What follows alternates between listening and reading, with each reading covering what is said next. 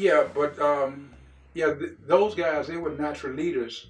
So older people saw in me, the people in the community, they saw something in me from the time I was a little boy, growing up in the old neighborhood, and then when I moved into Jackson Ward, I was close to all my friends' parents. Mm-hmm.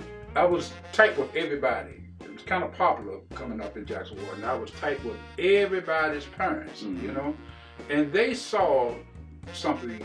They saw leadership in me, and the older guys in the neighborhood, they took me under their wing. Big Sparky, Billy Red, Unc, hear me talk about the natural leaders, Bro Brown. They all saw something in me, and they groomed me. Mm-hmm. You know, the guy Baker Street Jr., the guy that I got to fighting with.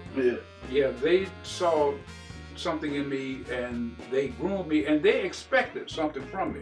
Because when I moved to Jackson Ward, even though it was a very close-knit community, still it was slightly different from the old neighborhood that I grew up in, because we had more people and we had more people doing more things. So I had a lot of guys hustling. When I became a young teenager, guys were that I hung with, they were going down to 2nd Street, because 2nd Street was the place where you could go and get anything you wanted in this, people from all over the country knew about 2nd Street. I mean, even guys in the military, they said when they were in Paris, they used to talk about 2nd Street. 2nd Street was the black business community back during those days because of segregation. Yeah. So we couldn't go to the stores and sit in the stores on the south side of Broad Street. Okay. Tall Hammers, Millen Roads. We could go in there to shop, but we couldn't try on stuff. We had to buy and leave.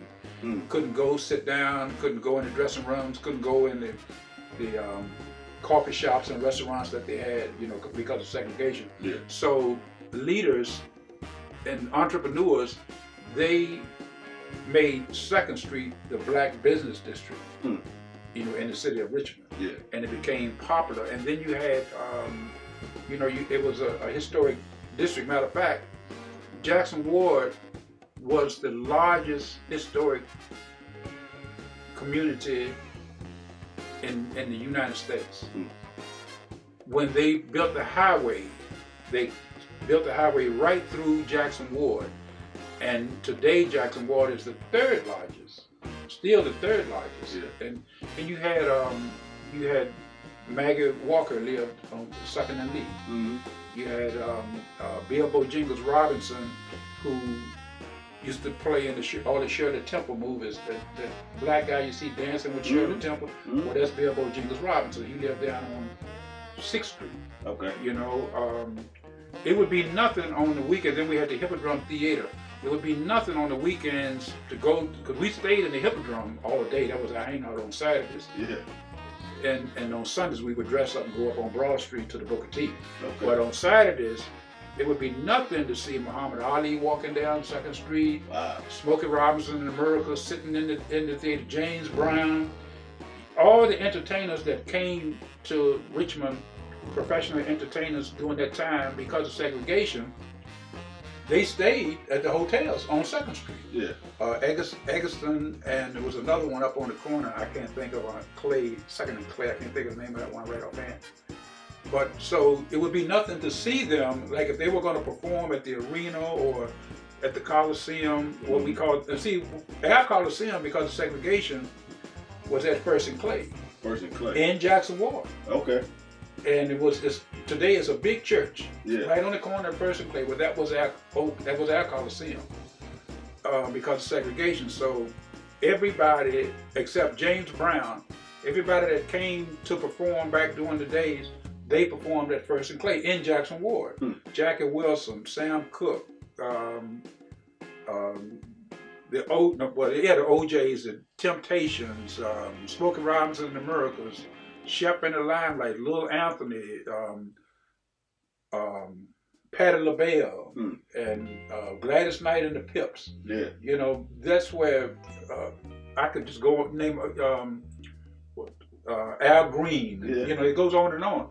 So they performed right at First and Clay. So they stayed at the hotel at on 2nd Street. So on the weekends during the day, they'd be up and down because we had the pool room guys where the hustlers would be, prostitutes would hang out, you know, and that was the place to come. Yeah. Anything you wanted, you could get right on 2nd Street. Drugs, if you wanted to gamble, you know, drugs. If you wanted to buy a weapon, yeah. If you wanted, you know, right down 2nd. Right there. That was in all of it in one block between Lee and Clay, right there on 2nd Street. And so that's where my mentor hung out, Billy Red, because he was a, you know, he used to be in the pool hall. He could shoot pool. He could, you know, shoot crap.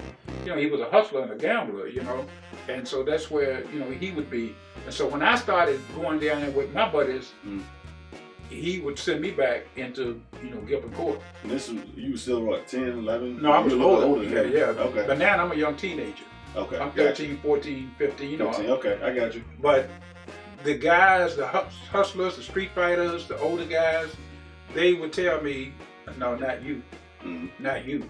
I said, well, they said, we don't care what your boys doing. And some of the boys that they were talking about were their relatives. You know, like Gangster Tommy and Ronnie, you know, the street fighter I talk about, and, you know, different guys that were the stocks, you know, who turned out to be a real gangster, you know, connected with the mob in New York, you know, with the mafia in New York.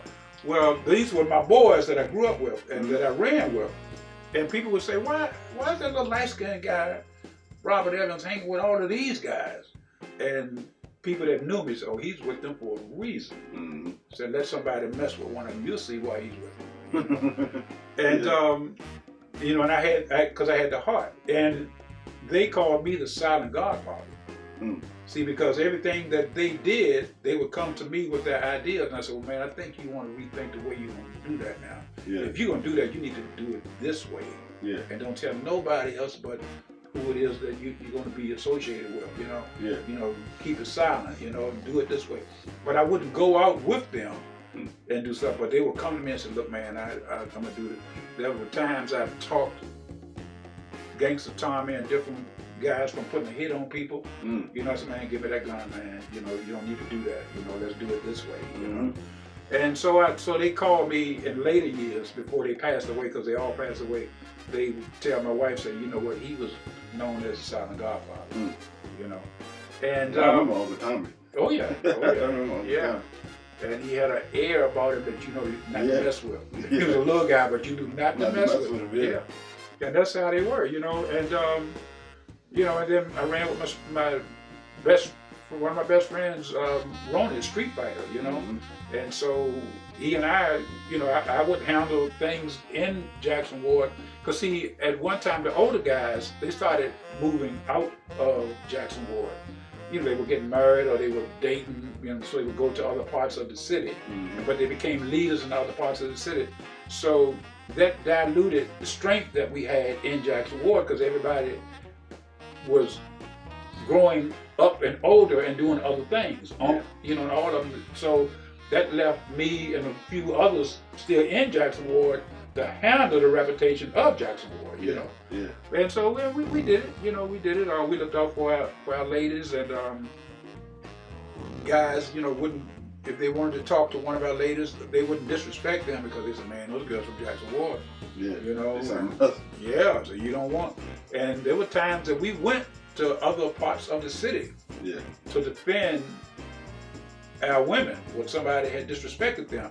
We went to their neighborhoods and down to their playgrounds, even knocked on their doors of their parents' house looking for them. And went to the playgrounds and took the women with us. And when we would beat the guys, we would say, you getting her ass whipping for picking at her. She's from Jackson Ward, you know. And when people would see us coming, they said, man, them guys from Jackson Ward, man. You know? That's something else. So we had a reputation. But, you know, now the only part of the city we did not go in